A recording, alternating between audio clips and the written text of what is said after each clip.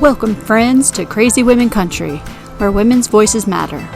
We bring you the latest and greatest female voices in the industry, from artists and songwriters to producers and managers and all women in between. Hey, and welcome to Crazy Women Country, friends. I'm Donna. I'm Paula, and today we have Erin McAndrew. Welcome. Thank you so much for having me. No worries. No problem. Thanks for joining us. Yes, totally. So tell us, what have you been doing through this crazy year that has been 2020? Oh my God. Well, for one, I had a baby, so Congratulations.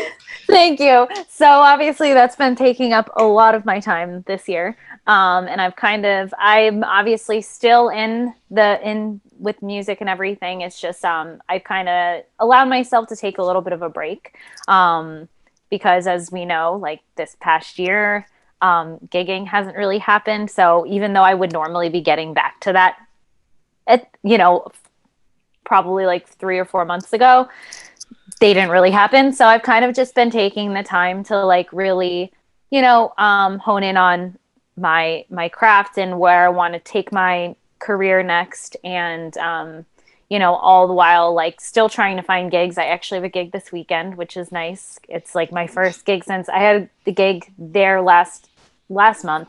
And then I have one this coming weekend. And those are my first 2 gigs that I've had since February. So it's like, definitely feels really good having that small sense of normalcy, back. But I've been doing I'm also a music business coach, where I coach other musicians on their careers as well. So that's been something that's been keeping me busy as well. So a mishmash of a lot of different things. And I've also been writing. This was pre-baby while I was still pregnant, but I was writing and starting to self-record as well. So that's something that I'm hoping to get picked up as well. As time goes on. I'm also about to move across the country. So there's a lot of things going on over here in Erin McAndrew world. It's all gone man. So where are you moving to? So my family and I are moving back to the East Coast. We're actually from the East Coast, New York, Pennsylvania area, New York, like New Jersey, Pennsylvania area. So we're actually moving to Philadelphia. My husband ended up getting a job there, and 2020 kind of put a lot of things in perspective for us, being so far away from our family and friends that live over there. So we're making the bold move to move back east to the East Coast, which we're really excited about. It's very bittersweet because I do love California, but it's one of those things where it's time, That's quite a trek, isn't it? Because California's it is. And we drove when we drove out here when we moved out here, and now we're driving back. So it's an adventure. We make a lot of stops along the way, which is really fun because you get to see the parts of the U.S. that we may not normally see, Mm-hmm. So that's actually really fun. It's one of those things I recommend everyone to do at some point in their lives because it's just a cool way to see the country. Oh yeah. I've done a few touring holidays over there, and we never took the highway. It was always the back road, so you got to see the little towns. And, of course. You get to see the real America rather than just highways. Yeah, exactly. We usually spend about 3 months on the road in the summer because we leave Florida. It's way too hot in the summer, so it's nice to go out west and enjoy California. And oh, yeah. Nice. Yeah. We did half of our podcast at the start where Donna was touring around the country. I didn't know where she was half the time. Just see me every time. It was great. All you had to figure out was the time zone, right? And then yes. Right. That is my personal challenge, and I keep working at it. I tell you. Yeah. Well, and it is like the time zones always get confusing. Even because it is. It's just like you have to do the math in your head, right? And like Arizona and Utah. Arizona doesn't change, but Utah was like an hour difference. And I'm like, wait, hold on. Where are we? What time are we? Yeah. That's so funny. It's fun. Yeah. It's kind of mind-boggling, obviously, for someone like me who's from England, where, it's a small place. Everything's the same time. And of course, you go to the States and it changes from one area to another. And it's just... Yeah. it's crazy. So interesting. Very much so. Very much so. On your way back, I would definitely stop at if you haven't been to like Zion or Bryce or any of the national parks, stop at them. They're all of them are beautiful. I mean, the Grand Canyon. I mean, I know we're thinking there is a route that we could take where we stop in the Grand Canyon. We're going to kind of see, because we like don't have time to leisurely go across. Like he actually starts his job like mid-November. So and we're moving the 9th. So it's like one of those things where we have to like be kind of like speedy about it. But we also have a 6-month-old. So we'll see how that goes. It's going to be a very interesting journey with 6 months. It will. Luckily, my father-in-law is coming with us. So that at least is 3 people driving, and more people to entertain the baby while we're in the long drive. So we'll see how it goes. It will be fun. It will be fun. I must admit, I did the Grand Canyon when I was over, and we made sure we got there for sunrise, because it was absolutely. Oh, it's probably so beautiful. It is when you see the sunrise and everything. It was absolutely amazing. I was like, why are we doing this? Until you got there, it was just like, I get this now. Yeah, you're like, I got it now. Yeah. It was worth it, right? This is just absolutely amazing. But how many pictures you take, it just never seems to do it justice. It doesn't. Yeah. No. You can't. And I don't know. You would need something really special to be able to capture what you can see. So absolutely. But no. I must admit, I love my journeys across the states. They were so much fun when you sort of, bouncing from town to town and seeing so many different things. So it was fun. It was definitely fun. So yes, I think Donna wants to talk to you about your wine. Yes. Oh, wine. Yes. Are you a big wine fan? I am a wine fan. I'm more onto the sweet Moscatos now, because that's like my weakness. But today I'm on a white spritzer. So nice. But yeah, so tell me, what are some of the, I've noticed the whole wine tour. Now, those are just some of your favorite vineyards, or are you actually making wine, or? I'm not making wine. That would be cool to do some day, but I think I prefer just drinking it, but I am very interested in the whole science and how you get the different flavors and whatnot. But yeah, so are you talking about my Rockin' Through the Grapevine show that I do? Yeah. Yes. I thought that was really cool. Yeah. So it started as a way for my supporters and my fans to kind of get to know me and my personality a little bit more rather than just my music. And I also am a huge wino, and I play a bunch of wineries. So it started out as me basically doing this wine show to, show people a little bit more about me, but also be able to promote and talk about the different wineries that I've played at, give a little bit of their history, as well as try the wine and, give my opinion, and then, kind of promote the wine. It's basically free promotion for the winery, which is great. So it started off as that, and then weaved into, doing other wines that are interesting or different that I've heard of. I think I've even done themed episodes where there was one where it was the best canned wines, because they have canned wines, and single serving wines and things like that. So it's just something that I think weaves really well into my brand as a musician, especially because I play so many different wineries. So it's something that's been a lot of fun. We actually just shot the first 2 episodes of the newest season, which will be coming out within the next month or 2, once we get settled in our new home.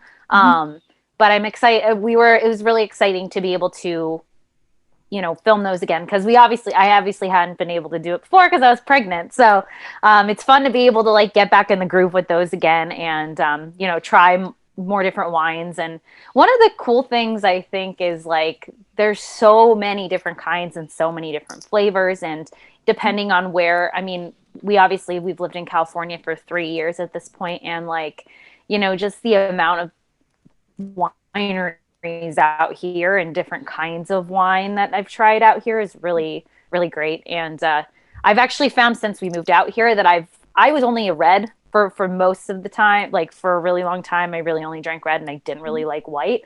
But here, the sun and the heat, it's so hot in the summer out here, and it's a dry heat, but it's still really hot. And so I was like, I cannot drink red in the summer. I just can't. So I started drinking rosé, which I love. And then that kind of transitioned into whites. So now I've found that I've been drinking more whites as well. It really depends for me, like on the occasion or like what's going on that day, and you know, the kind of mood I'm in, like what kind of wine I feel like drinking. So that was kind of my long-winded answer to your question, but no, I love it. I love it. And now obviously with moving back east and stuff, and I'm from Pennsylvania. I'm from the area, the eastern area, okay. Allentown. Oh, okay, so yeah. I know there's tons of wineries. There is. And so are you guys planning to do that there as well and start promoting some of theirs? That's so crazy because my family, my parents live in like Chester County area, like Westchester, Downingtown. Yeah. So I actually still have a lot of when I lived in New York, I would play some places in Pennsylvania when I'd go to visit my parents. So I'm hoping to like reconnect with some of the wineries that I've played at before, and as well as some new ones. There's been a bunch that I've been to in PA. There's one, it specifically, I don't know if you've been to it. It's called Paradox Wine. The coolest thing about this, so I did do a Rockin' Through the Grapevines episode on this one, but they have these paint cans that are filled with wine. So it's like, instead of boxed wine, it's like a paint can filled with wine. And I just think that's like such a cool concept, right? And I think it fits like 4 bottles or something like that. So it's like perfect to bring to a party, and like the wine in it is obviously really good. So that's one I would love to play at some point too. Wonderful. Well, we look forward to hearing you at that place and seeing one of your new YouTube videos. And yeah, absolutely. Sure. I love that. So. Paint can of wine. Oh, amazing. Yes. Yeah, don't mind my paint can as I walk through work. I guess we can work and carry the paint can, right? Yeah, exactly. Little hole on top. It's amazing. That's like such a great idea. It is. It's like it's like one of those things like, oh, why didn't I think of that? You know? It kind of makes wine cool. It's like, oh, I had to just buy it just because it's a paint can of wine. Well, and it is. It's like it's a paint can, and then like it has a spout on the side. So it's like one of the dangerous things is like, you can't really, when you have a bottle, you can see how much you're drinking.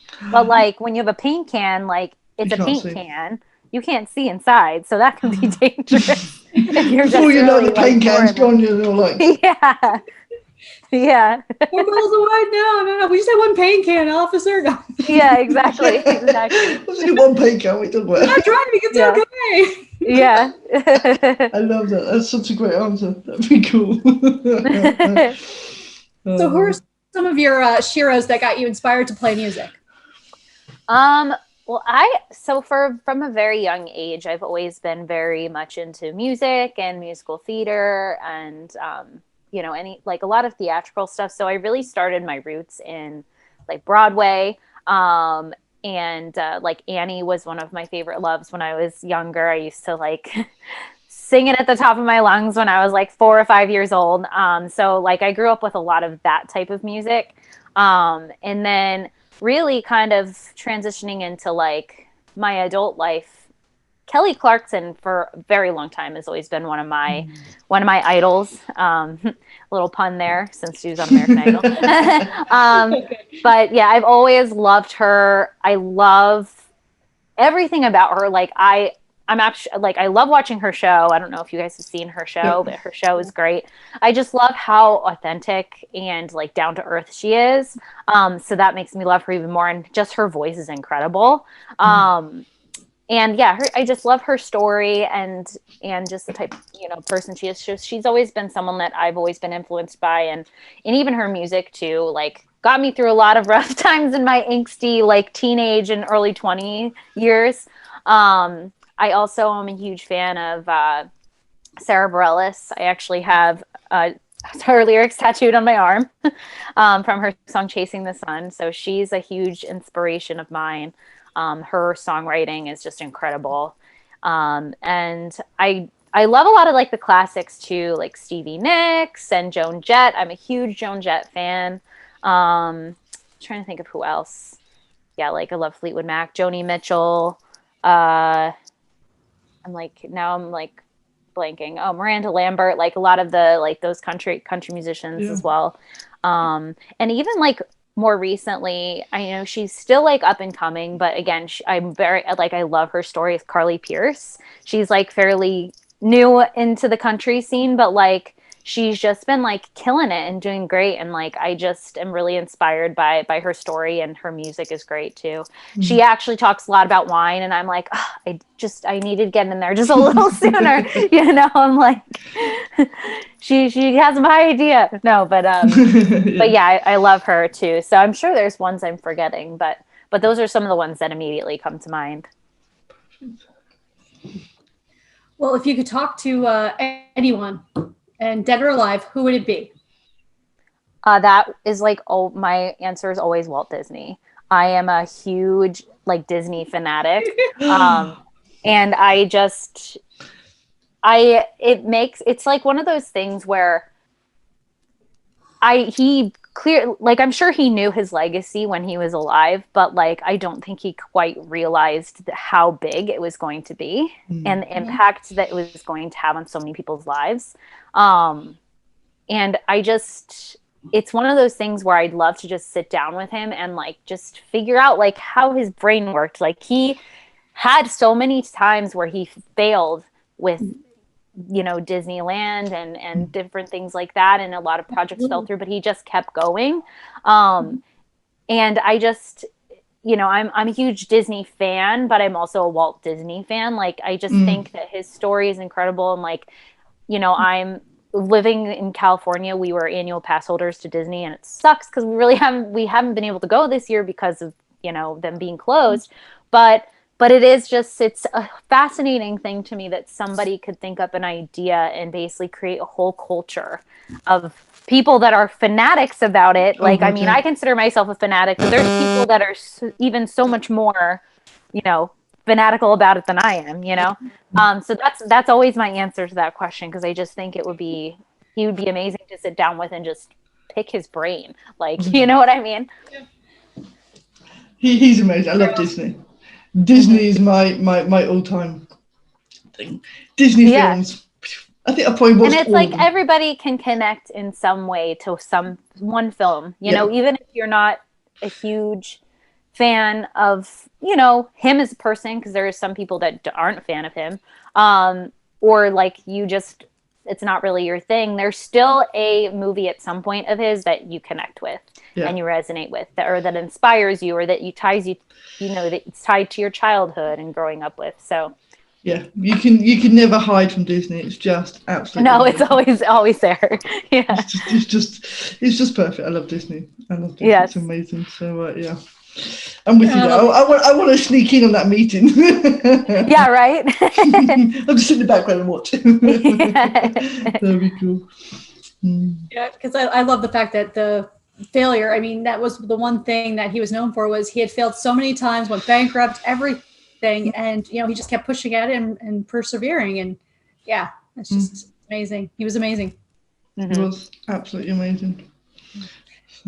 Well, so this leads into kind of the next part of, if you could thank anyone for their support in what you are doing today, as far as your music and career and everything, who would you want to thank? And obviously more than one person, I know usually is instrumental. So well, absolutely my husband. He has been a completely key role in me being able to really pursue my career path, and like his just complete support for everything and pushing me when there's times where I didn't want to be pushed, I think is been huge and incremental in my music career. And we're both like that for each other. He's a like a rock and roll author. So it's like it's the same, you know, it's a very mutual thing where we're very much each other's cheerleader. And he is at 98% of my gigs, like my permanent roadie, helping me set up and break down. And, you know, I just think that, you know, not everybody has that support system from their spouse. And the fact that I have that, I'm always forever grateful for that. Obviously, you know, I have some major supporters as well. and my parents and my family are all very supportive. But if there is one person that I could thank the most, it would definitely be him. Perfect. Well, we all need that support, and it's good that he's there supporting you. And of course, you both sound very artistic, so of course, you both understand what each other do, and you can relate to it, which is just fantastic. So yeah, that's good. Okay, so this is the fun part. Quick fire questions. All right, I'm ready. Brilliant. So the first thing that comes to your mind is always the best. Okay, early bird or night owl? Early bird. Beach or countryside? Beach. Favorite season? Summer, 100%. Yeah, totally. Biggest fear? Biggest fear. Oh, that one's like, it's hard because it's like, I want to say probably death. That's cool. That's the only thing that comes to mind. That's cool. Favorite holiday? Christmas. It's gonna be amazing this year with the little one. She's gonna be like, yes. Oh yeah, we're really excited. We have Halloween lights, and he's already like looking around at the Halloween lights we have. So I'm like, just wait till Christmas, It'd be amazing, yeah. Yeah. Favorite drink? Wine, 100%. Oh, that was a given, that one, wasn't it? That one was given, yes.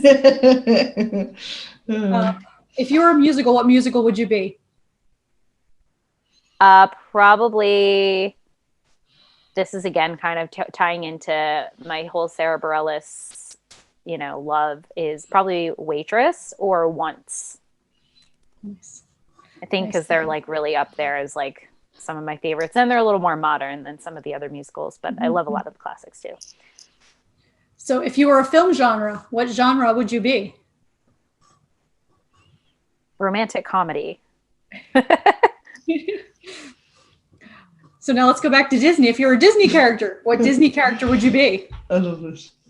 Oh, this one. I mean, that's hard. I mean, I love Mickey Mouse. Maybe Mickey Mouse, because I'm very like, I don't know, I'm very like cheery, and I consider myself a pretty friendly person. So I guess I would say Mickey. He's also my favorite. So that helps. Good reason. Yeah. So if you're a mythical creature, what creature would you be? Oh. I don't really know many mythical creatures. I'm trying to like, my mind's drawing a blank. I mean, I can think of like unicorns, but like, what else would be considered a mythical creature? I mean, I wouldn't say like troll or anything. Right? That would be a random one. Yeah. Maybe a unicorn, but like, I feel like that's such a like common answer. It hasn't been, actually. I think we've only had it maybe once or twice, so it's not, yeah. What other mythical creatures are there? Why can't I think of any right now? Pegasus, which is Pegasus. Yeah, that's true. The Centaur. That's the one. Centaur. Yeah. I don't think I've kind of tried to think of like unique ones. Didn't someone say the Loch Ness Monster one time? Someone said the Loch Ness Monster, yeah. Yeah. That's awesome. Good. I wasn't thinking mythical on that, but yeah, that's true. That's definitely mythical. No one's ever seen that thing, so. But that was a good one. I like that one. I still think it's a dinosaur that's just hiding under the ocean, but that's okay. That's my thought. It just, yeah, right. Yeah, it just no one sees it. It's great. Yeah. So if you could have a superpower, what superpower would you have and why? I go between flying, because I just think that would be amazing. It'd be a cool way to see the world, and like, I have I have a lot of dreams about flying from time to time, like those are common dreams. Yeah. And teleportation. I always thought that would be cool, because like, especially as we were living in California, it was like, could I just teleport in for like Thanksgiving, at my parents' house, like, or something like that. So I think, that, because it's like, to be at different things, or to be able to teleport to like different events and things like that, I always thought that would be cool. Yeah. But then flying, you can get there fast too. So I guess they kind of go hand in hand to a certain extent, because they don't have to deal with travel. Yeah. And it would save you a lot of money on fuel, and you know. Oh, absolutely. Planes Yeah. that'd be it. Perfect. Yeah. Okay, so this is the most important question. Okay, the most important Okay. question. No pressure. Okay, no pressure. So who is your favorite CWC host? My favorite who? CW Crazy Women Country host. Both of you. I can't pick one person. I love that. Everybody does it. Sometimes you have someone sitting there going, what? I'll answer that question. Yeah. What, we're going to catch somebody out one of these days. We are going to catch somebody out and they're going to say a name. And that'll be... We're like, we're not gonna let them live it down ever. We're just gonna. That'll be it. You pick somebody. Yeah. It'll be quite funny. It will be. It will be. So, what does the future look like? What are you looking towards for 2021? And Well, 2021, I'm hoping for a lot more gigs than this year. Hopefully, a somewhat back to normal gigging schedule, which was for me like performing like 2 to 3 times a week. We'll see. I mean, we'll kind of see what happens with that. And then I'm also looking to, there's one of my big goals is to be what's called like a keynote concert performer. So basically what that is I'm really into motivational speaking and, you know, helping coach other people and really, you know, help them realize their full potential through like goal setting and all these other different elements that can help them with that. So being a keynote concert musician speaker, basically you go to different conferences because there's conferences for a lot of different companies and organizations and whatnot.